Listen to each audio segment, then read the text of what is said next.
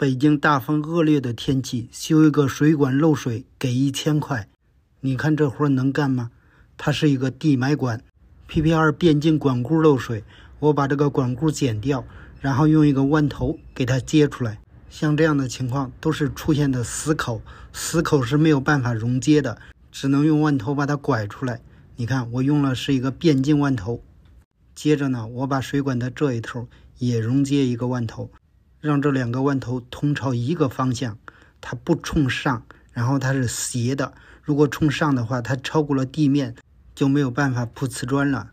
所以呢，我让它斜着呈45度的夹角，接着再用2个弯头把这2根水管连接起来。你看，因为没有2个热容器，只有1个热容器，要同时热容，必须加热了一头再加热另一头，所以这个必须要的是速度。